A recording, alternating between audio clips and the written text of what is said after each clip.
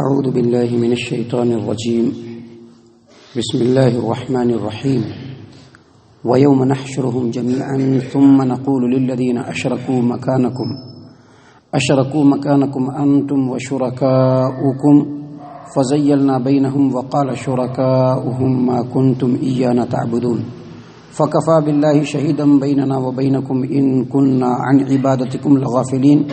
هنالك تبلو كل نفس ما أسلفت وردوا إلى الله مولاهم الحق وضل عنهم ما كانوا يفترون۔ معزز سامعین کرام، یہ سورہ یونس سورہ نمبر 10 اور اسی صورت سے ابھی آپ کے سامنے آیت نمبر 28، آیت نمبر 29، آیت نمبر 30، یہ 3 آیات تلاوت کی گئی ہیں،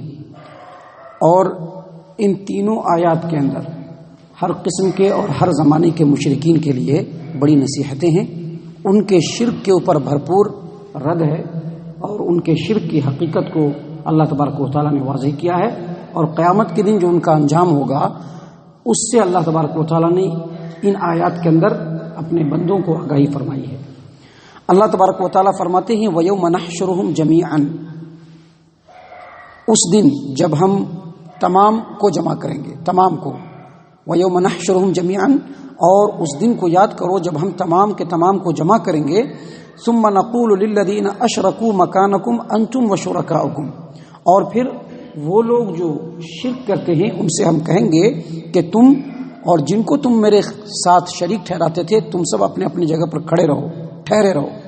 فَزَيَّلْنَا بَيْنَهُمْ، پھر ہم ان کو الگ الگ کر دیں گے، وَقَالَ شُرَكَاؤُهُمْ مَا كُنْتُمْ إِيَّانَا تَعْبُدُونَ، اور ان کے شرکاء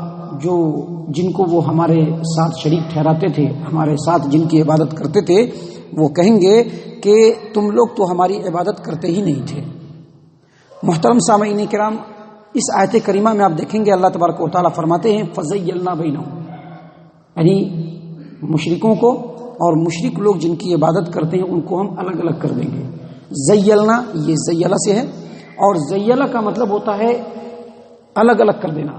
ایک گروپ ہے، اس میں سے کچھ لوگوں کو یا کچھ چیزوں کو الگ الگ کر دینا، اس طرح سے الگ الگ کرنا کہ وہ ایک دوسرے سے بالکل ممتاز ہو جائیں، الگ ہو جائیں، بالکل ممیز ہو جائیں۔ یعنی اللہ تبارک و تعالیٰ پہلے مشرکوں کو اور مشرک جن کی عبادت کرتے تھے ان تمام کو ایک جگہ پر اکٹھا کرے گا، اور پھر اللہ تبارک و تعالیٰ دونوں کو الگ الگ کر دے گا۔ ایک طرف مشرکوں کو کھڑا کر دے گا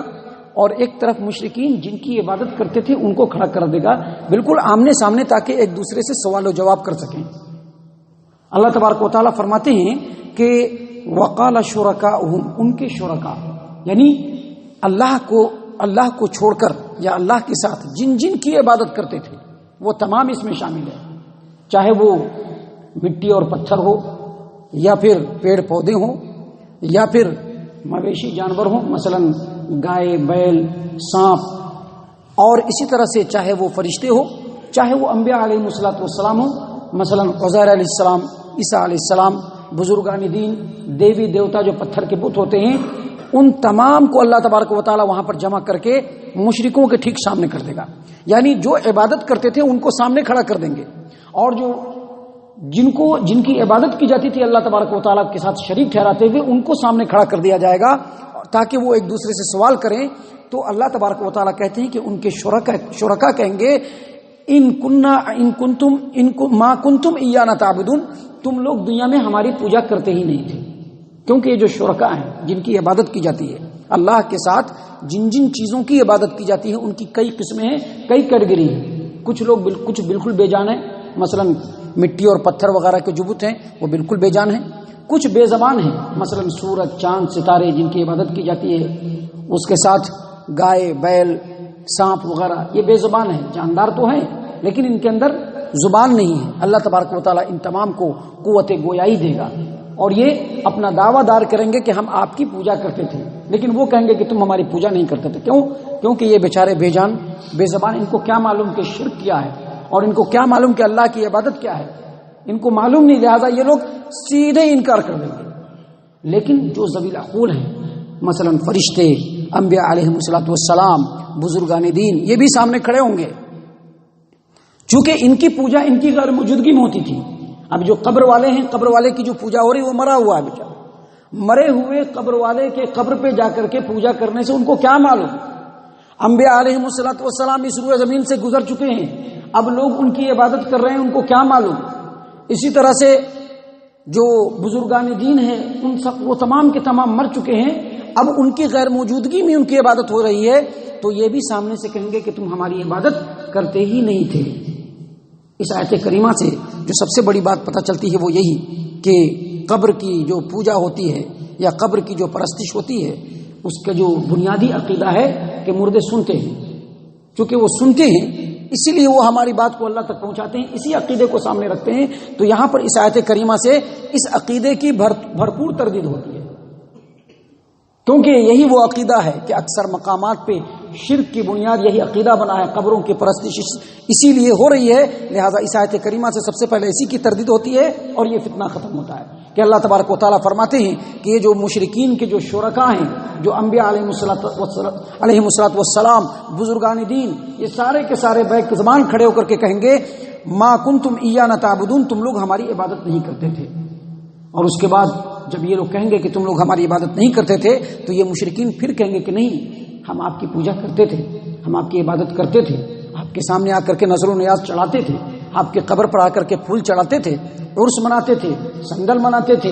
میلہ لگاتے تھے، عید کرتے تھے، آپ کے بت کو سامنے رکھ کر کے پوچھتے تھے۔ ایسا جب وہ کہیں گے تو پھر یہ جو معبودان ہوں گے اللہ کے علاوہ جن کی عبادت کی جاتی ہے یہ کہیں گے فکفا باللہ شہیدا بیننا وبینکم ان کنا عن عبادتکم لغافلین، دیکھو ہمارے اور تمہارے درمیان اللہ تبارک و تعالیٰ گواہ کافی ہے، اگر تم ہماری عبادت کرتے بھی تھے تو ہم تمہاری عبادت سے بالکل غافل تھے، ہم کو کچھ بھی نہیں معلوم کہ تم ہماری عبادت کرتے بھی تھے یا نہیں کرتے تھے۔ جب یہ معاملہ ہوگا اللہ فرماتے ہیں ہنالک تبلو کل نفس ما اسلفت وردوا الی اللہ مولاہم الحق وضل عنہم ما کانوا یفترون، جب یہ معاملہ ہوگا اس وقت تمام لوگوں کو یہ معلوم چل جائے گا کہ اس نے کیسا عمل آگے بھیجا ہے، توحید آگے بھیجا ہے یا شرک آگے بھیجا ہے۔ اپنے عمل کو جو انہوں نے بھیجا ہوگا شرک کی شکل میں ہو یا توحید کی شکل میں ہو یا نماز کی شکل میں ہو یا خرافات کی شکل میں ہو یا بدعات کی شکل میں ہو، جس عمل کو انہوں نے آگے بھیجا ہوگا ہنالک تبلو کل نفس ما اسلفت، تمام کے تمام انسان اپنے عمل کو جان لیں گے، جانچ لیں گے، پرکھ لیں گے کہ ہمارا عمل صحیح تھا یا غلط تھا۔ ثم ردوا الی اللہ مولاہم الحق، اور پھر ان تمام کو ان کے ان مولا کی طرف، ان اللہ کی طرف، اس اللہ کی طرف سب کو پلٹا دیا جائے گا جو حقیقی معنوں میں سب کا اللہ ہے، جو حقیقی معنوں میں سب کا مالک ہے۔ اور اللہ تبارک و تعالیٰ فرماتے ہیں وَضَلَّ عَنْهُمْ مَا كَانُوا يَفْتَرُونَ، اور اس وقت جو افترا پردازی یہ لوگ کیا کرتے تھے سب کو بھول جائیں گے۔ اس دنیا میں جو مشرکین ہیں، جو اللہ تبارک و تعالیٰ کے علاوہ شرک کرتے ہیں، اللہ تبارک و تعالیٰ کے علاوہ غیر اللہ کے سامنے جھکتے ہیں، ان کے سامنے جو وہ سفارش کرتے ہیں، ان کے سامنے جو اپنی باتیں پیش کرتے ہیں، اس کے پیچھے کچھ بنیادی عقائد ہیں۔ مثال کے طور پر یہ جو قبر پرست لوگ ہیں، ان لوگوں کے اندر یا اس طرح کے جو مشرکین ہیں یا مکہ والے جو مشرکین ہیں، ان تمام کے اندر ایک عقیدہ ہے۔ عقیدہ کیا ہے کہ ہمارے معبودان چاہے جہاں سے پکاریے سن لیں گے، غوث العظم کو آپ دنیا کے کسی بھی کونے سے پکاریے وہ سن لیں گے، پیر صاحب کو جس چھوڑ سے آپ پکاریے دنیا کے وہ سن لیں گے، داتا گنج بخش آپ ان کو جہاں سے پکاریے سن لیں گے۔ سب سے پہلا عقیدہ ان کا ہے، مکہ والوں کا بھی یہی عقیدہ تھا، مشرکین کا بھی یہی عقیدہ ہے۔ لیکن اللہ تبارک و تعالیٰ ہر جگہ سے نہیں سنے گا، کیونکہ یہ جو ہمارے جو معبودان ہیں دراصل ہمارے اور اللہ کے بیچ میں وسیلہ ہیں، یہ ہم ان کو بولیں گے تو یہ سنیں گے اور پھر ہماری بات کو اللہ تبارک و تعالیٰ تک پہنچائیں گے، ہم کو اللہ تبارک و تعالیٰ سے قریب کریں گے۔ یہ جو ہمارے پیر صاحب ہیں، یہ جو ہمارے مرشد ہیں، یہ جو ہمارے داتا صاحب ہیں، یہ جو ہمارے غوث العظم ہیں، اگر ان کے دامن کو پکڑے رہیں گے تو کل قیامت کے دن ہم بالکل ہمارا بیڑا پار ہو جائے گا۔ بلکہ بعض مشرکین کے اندر تو یہ عقیدہ ہے، ان کی یہ سوچ ہے، ان کا یہ عقیدہ ہے کہ اگر فلاں بزرگ سے بیعت کر لیے تو کل قیامت کے دن جو نجات ہے، چھٹکارا ہے، وہ بالکل گارنٹی کے ساتھ مل جائے گا۔ لیکن جب قیامت کے دن یہ سب صورتحال ہوگی، جب سامنے جو معبود جن کی پوجا کرتے تھے وہی انکار کریں گے اور اپنے عمل کا جو ہے کچا چٹھا سامنے آ جائے گا اور سمجھ میں آ جائے گا کہ شرک و بدعت میں دنیا کے اندر مبتلا تھے، جیسے ہی یہ حقیقت حال سامنے آئے گی ساری چیزیں بھول جائیں گے. اللہ فرماتے ہیں وَضَلَّ عَنْهُمْ مَا كَانُوا يَفْتَرُونَ، جتنی افترا پردازیاں عقیدے کی شکل میں ان کے دلوں کے اندر تھی، جس کا پرچار اور پرسار وہ لوگوں میں کرتے تھے اور جس کی بنیاد پر اللہ کے مقابلے میں دوسروں کے ساتھ شریک ٹھہراتے تھے، ان تمام چیزوں کو بھول جائیں گے. ان کو یہ بھی یاد نہیں رہے گا کہ دنیا میں وہ اللہ کو چھوڑ کر دوسروں کی جو عبادت کرتے تھے، دوسرے کے سامنے جو جھکتے تھے، دوسروں کو جو مشکل کشا حاجت روا سمجھتے تھے، آخر کیوں ایسا کیوں کرتے تھے، یہ بھی بھول جائیں گے. تمام چیزوں کو بھول جائیں گے اور بالآخر میں ان مشرکوں کو اللہ تبارک و تعالی جہنم رسید کر دے گا. دراصل ان آیات کے ذریعے سے اللہ تبارک و تعالی شرک کی قباحت کو، اس کی برائی کو اور قیامت کے دن مشرکین کا کیا انجام ہوگا اس کو بڑے ہی اچھے انداز میں اللہ تبارک و تعالی نے ہمارے سامنے بیان فرمایا ہے. اللہ تبارک و تعالی سے دعا ہے کہ اللہ تبارک و تعالی ہم تمام کو ان آیات کے اوپر غور و فکر اور تدبر کرنے کی توفیق عنایت فرمائے. ہم تمام کو صحیح معنوں میں مومن اور مسلمان بنائے. مشرکین کے